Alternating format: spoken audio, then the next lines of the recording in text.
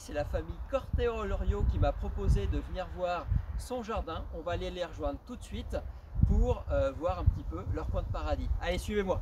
Bonjour à tous, on est heureux de vous accueillir dans notre jardin par l'initiative de Vincent Loiseau, de la jardinerie Loiseau.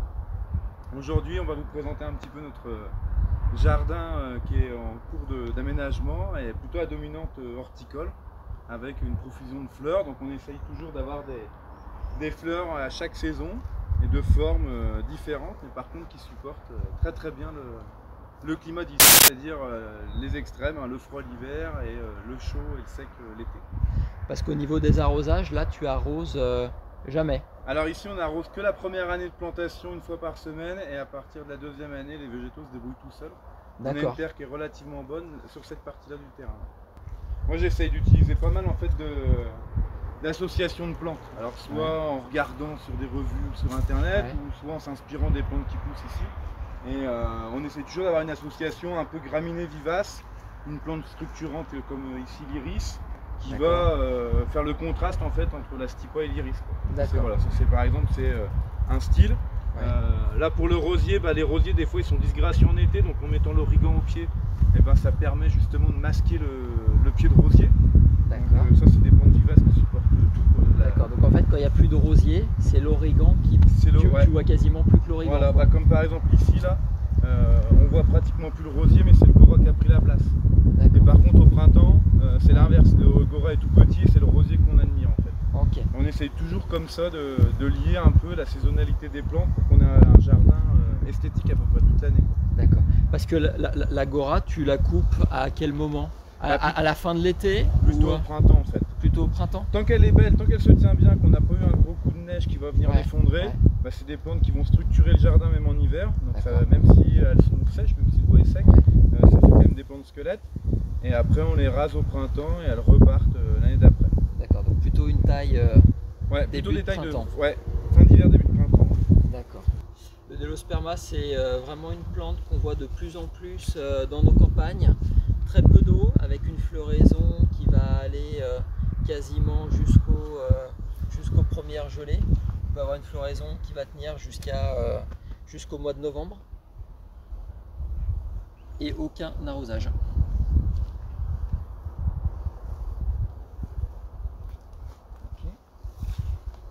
Ça, c'est toi qui l'as planté? Il est arrivé comment celui-là? Alors pas du tout en fait, c'est des tournesols qu'on donne aux oiseaux l'hiver. C'est des graines de tournesol qu'on donne aux oiseaux l'hiver. Et du coup il a dû se ressemer. Alors il y en a un là qui est bien épanoui. On en a un petit là qui commence à pousser en fait. Et puis quand on regarde dans le jardin, on a des plantes. Du coup en plus ils poussent pas forcément la même saison. C'est sympa, ça donne en plus un petit peu de hauteur. Ouais, tout à fait, et puis ça anime le jardin, c'est spontané, donc on ne sait pas d'une année sur l'autre ce qu'on va avoir. Tant que ça ne nous dérange pas l'emplacement, on laisse. C'est comme les ricins, ils se sont plantés, et on a déjà planté le canna, ils sont ressemés, on avait déjà planté le canna, donc ça s'accumule quoi. Donc, le ricin il a pris un peu le dessus sur le coup, canna. Si on regarde un petit peu, on a le canna en fait qui est là. Il est là. Ensuite ça fait pourpre sur pourpre, c'est ton sur ton. Ouais, ça apporte on va dire que ça apporte de la profondeur au jardin, même si c'était pas voulu. Et puis dans la chose que tu me disais, juste derrière en fait on a ton carré de pommes de terre de ton potager. Et le bénéfice que tu en as retiré, c'est que tu n'as pas eu de doryphore cette année. Cette année, nous on n'a pas eu de doryphore par rapport à d'autres personnes. Ça c'est quelque chose que certaines personnes le font volontairement, à savoir mettre des plants de ricin au milieu des pommes de terre.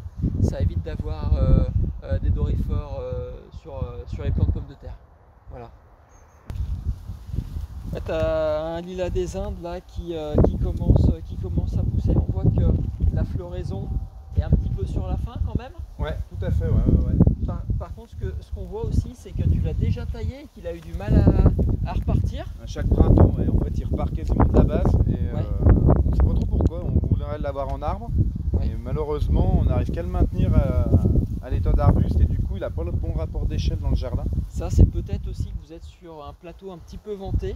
Et du coup, le lilas des Indes, c'est une plante qui craint un petit peu le froid, même si elle est rustique, mais qui craint aussi un petit peu le vent. Et du coup, le conseil, ce serait peut-être de le déplacer dans un côté moins venté, ou tout du moins contre un mur de la maison, plein soleil. D'accord. Ça pourrait l'aider à mieux pousser. On voit aussi que derrière, là, on a un joli sédum. Sédum spectabile. Hein. Ouais. Ça, Vivace. Vivace, sans eau. Enfin, c'est adorable comme plante parce que justement, là, ça commence à fleurir et puis après cet hiver, ça va rester bien figé. Jusqu'à ce qu'il neige ou ouais, que ça éventre un peu la fleur. Et puis pareil, quand on casse le style avec la stipa derrière. Là, c'est aussi la saison des astères. On commence à en avoir un petit peu au magasin. Ici, on a la rhubarbe aussi, mais toi, on s'en sert plus comme feuillage décoratif. On n'aime pas ça, nous. Mais du coup, on l'a mis quand même pour juste décorer. Au printemps, c'est vrai que ça fait ces grosses feuilles là. Il n'était pas déjà là avant. Ouais, peut-être bien, il était peut-être déjà ici. Ouais. Et pour l'aider à repartir d'une année sur l'autre, vous la paillez un petit peu ou même pas? Non, elle repart toute seule? Elle repart toute seule, ouais. Bon, c'est une bonne nouvelle. Après, on a les stakis qui sont là, les oreilles d'ours, mais alors, le gros avantage, hein, c'est qu'on n'a pas de mauvaises herbes qui poussent. Oui. Par contre, l'inconvénient, c'est qu'il faut maîtriser. Voilà, faut maîtriser. Mais après, c'est vrai que voilà, on essaye aussi d'utiliser pas mal de plantes de couvre-sol pour éviter de désherber. On voit aussi que tu as mis en place un paillis. Ouais, l'année dernière, on a mis donc du broyage, hein, plutôt organique. D'accord. Ça enrichisse le sol. D'accord. C'est vrai que ça fait son effet, ça marche bien. On est sur un jardin avec très peu d'arrosage. On voit aussi que tu as une super pelouse quand même. Ouais, tout le monde est surpris. Ouais. On pourrait croire qu'au niveau de la pelouse, tu as un arrosage ou que régulièrement tu tires le tuyau et que tu mets un petit coup d'eau. Tu me disais que quasiment pas d'eau. Non, jamais. Donc, là, on a eu 2-3 orages cet été, mais non, sinon on n'arrose pas du tout le gazon. Par contre, on l'entretient. Ouais. Donc tondu pas trop bas pendant les périodes sèches. Tout à fait. Juillet, août, justement pour garder un petit peu l'humidité, la rosée du matin. Tout à fait. Là, cette saison, on voit là, tu viens de tondre, donc c'est un peu plus court. Oui, aujourd'hui, ouais. Et puis, est-ce que tu scarifies par exemple? Alors, on scarifie une fois au printemps, une fois à l'automne, et après on fait un sursemis au printemps avec un terrotage. Juste avant, juste avant que ça reparte, d'accord? Et c'est vrai que ça densifie le gazon et ça le régénère en fait. Bah là, on le voit, il est vraiment. Il est assez fin, ouais. Il est super dense, ouais. Ah ouais, c'est assez fin. Avec quasiment pas de trous. Donc c'est vrai qu'on en est plutôt content parce qu'il résiste bien à la sécheresse. Ok. Alors, un truc aussi que je trouve sympa que tu as fait, c'est de délimiter tes massifs avec une plaque métallique. Ouais, tout à fait. C'est du plat en acier. Juste un plat coupé, tu me disais, à façon. Tout à fait. Tu as enfoncé sur quoi? Sur 10 cm à peu près? C'est ça, ouais, il est enfoncé sur 10 cm, ça garde quelque chose de très léger. Ouais. C'est ce qu'on voulait parce qu'on a quand même les murs en pierre qui sont assez lourds. Ouais. Et donc on voulait matérialiser l'allée avec délimiter le gazon avec. Ouais, ça évite aussi de mélanger la terre avec les cailloux. Ouais, tout à fait. Parce que sinon, si on met pas ce genre de choses, le caillou a toute tendance à s'inviter sur le gazon. Ouais. Ok. Donc c'est vrai qu'on est bien content. On regarde un petit peu tes jardinières. Ouais.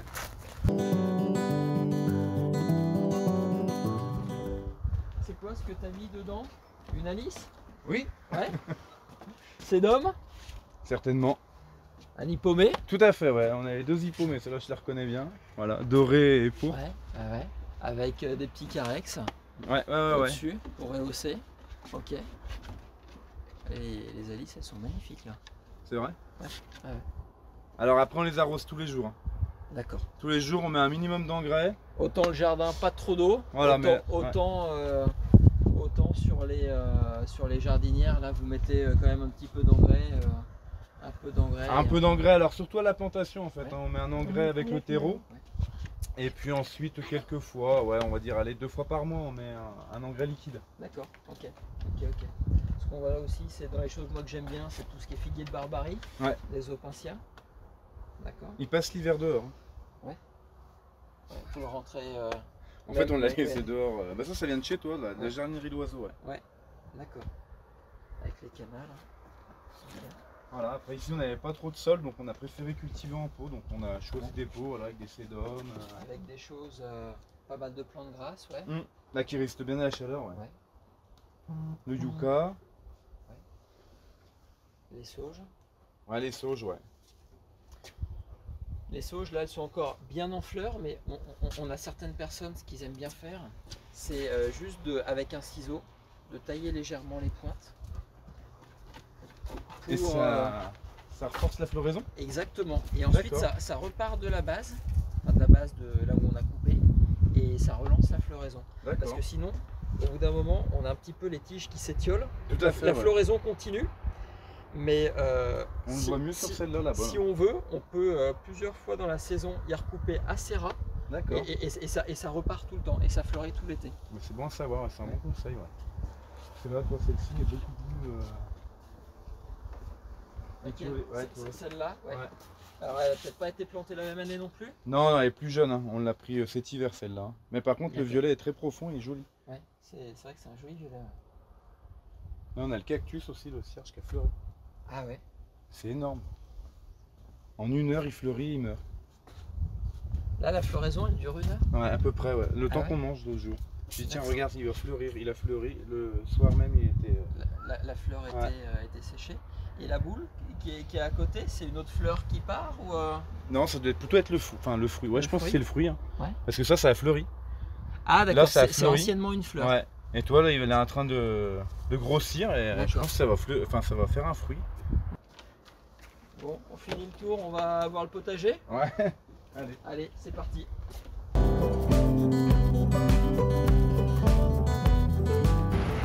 Je pense qu'on peut dire qu'on est sur un potager 0 pesticides. Ah là, il n'y a rien du tout là.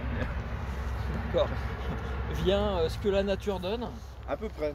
Après, les tomates, t'en as pas mal qui sont vertes. En fin de saison, c'est souvent normal qu'elles aient un petit peu de mal à mûrir.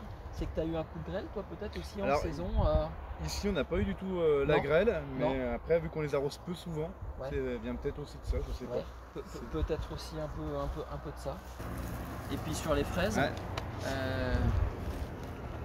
peu ce que je te disais tout à l'heure, souvent ce qu'on conseille de faire, c'est de mettre une toile pour éviter en fait que le fraisier ne se repique en terre, comme on dit, ne se marcotte. Donc la toile elle va éviter que justement le marcottage et du coup ça évite la dégénérescence du fraisier. Si on le laisse comme ça en pleine terre, il va s'agrandir, mais après il va devenir improductif. Donc ça c'est un petit peu dommage de ne pas garder le fraisier d'une saison sur l'autre. La toile elle permet aussi une autre chose au niveau des arrosages. On a moins d'eau à mettre pour des gens qui n'ont pas trop envie d'arroser.